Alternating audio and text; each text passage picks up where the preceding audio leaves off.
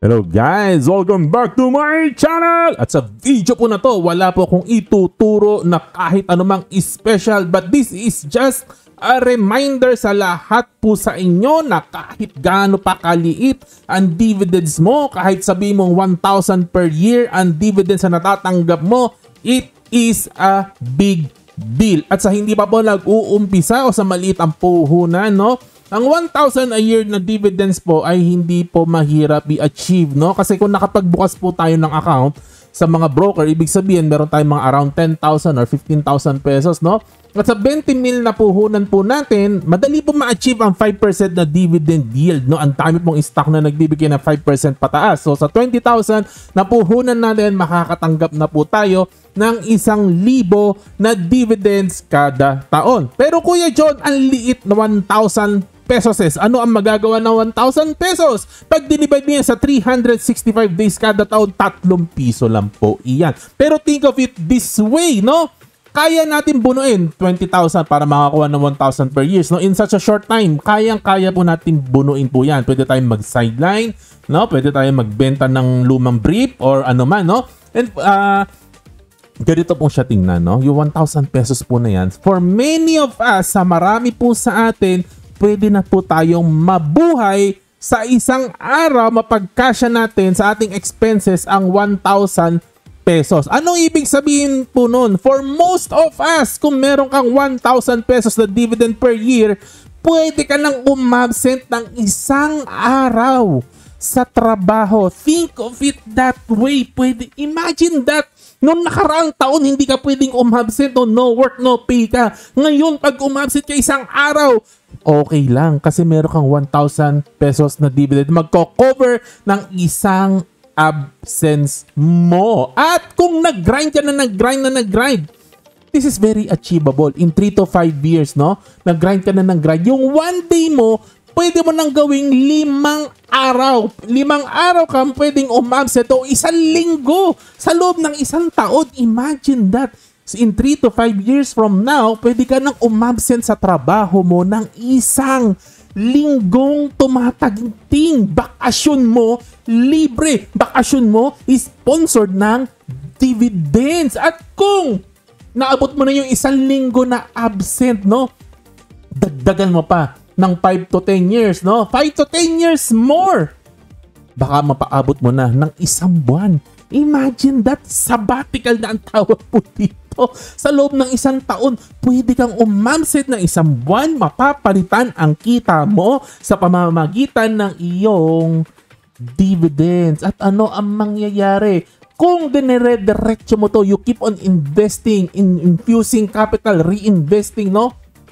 Until umabot ka ng 365,000 pesos na dividends kada taon. This is something achievable. Ang ibig sabihin nun, pwede ka nang umabsent sa trabaho every day. Hindi mo na kailangang magtrabaho.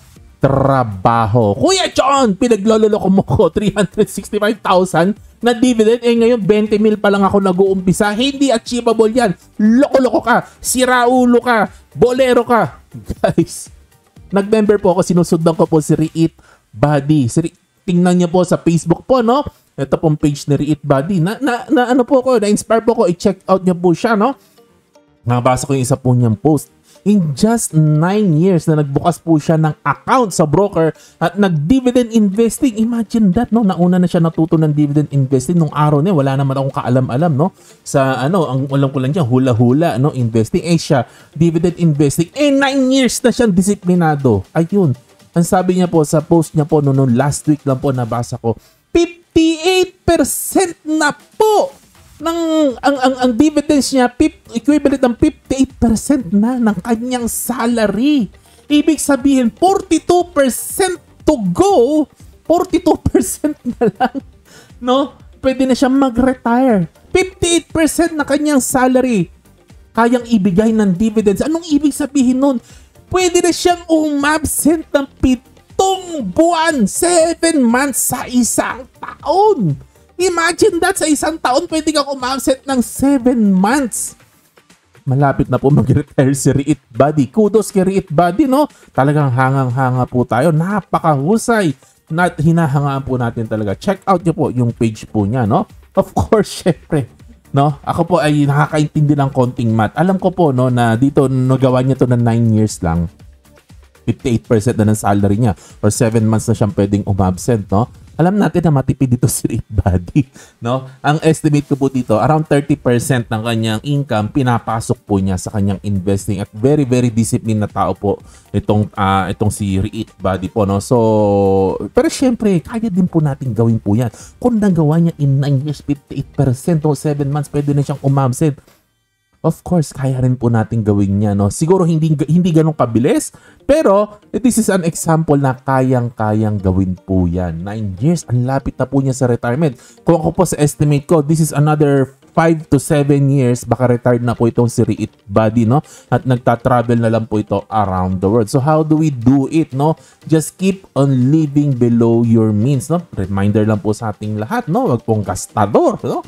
Talagang bawas ng konti, no? Below our means para may nasa-save po tayo at meron po tayong kapital buwan-buwan na naipapasok, no? Sa ating dividend investing o sa ating mga investments, no? At kapag meron po tayong mga special income na dumadating, no? Nanalo ka sa loto, binigyan ka ng 13-month, no? Nakapag-sideline ka, no? Lakihan po natin ang ipapasok po natin, no? Sa ating investment. Tapos, wag po nating ipang-inom yung dividends na natatanggap po natin, no? As much as possible, halos lahat kasi kunin muna natin sa sahod natin yung ating pang-inom, no? Yung dividends, no, i-reinvest po natin, ipasok po natin ulit para lumago. And very very important po, guys. But ito po, no, na nakikiusap po ko sa inyo lahat, stick to your strategy. Wag po makinig sa noise. Lately po, no, nasali ako sa isang Discord, no, ng mga stock po na yan, no? Talagang nakikita ko po yung energy po doon. Parang nakakaengganyo mag-trade, mag-in and out ng position. Pero hindi. Sabi ko sa sarili ko, ayaw! I have to stick true to myself. Ano yung discipline talaga. Kasi yung noise yan na nakakasira ng diskarte. Pag talagang basa tayo ng basa, no? At kung ano-ano mga tinitingnan natin na opinion ng ibang tao na hindi parehas ng strategy natin, nakakasira po yan. And keep it simple. Always remember, wag po tayong titingin sa amount ng dividends, no? Otherwise, maliliitan po tayo. Ang titignan po natin, ilang araw ka pwedeng umabsent sa trabaho. Ayun, nakaka-inspire po kasi yun, no? Paganahin mo. As motivation, guys, no? Yung katamaran natin pumasok sa office, gamitin natin motivation, no? Yung inis at galit natin sa boss natin na may putok na ang baho, no? This is just a short reminder. Keep it up. Mukhang maliit ngayon yan, pero don't worry, lalaki po yan. Tiwala lang.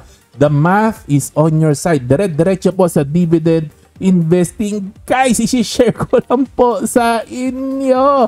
Namumula po ang Philippine stock market. Pero yung mga kilala ko po na nagdi-dividend investing, lahat po ay green. Lahat po ay green ng mga nagdi-dividend investing, no?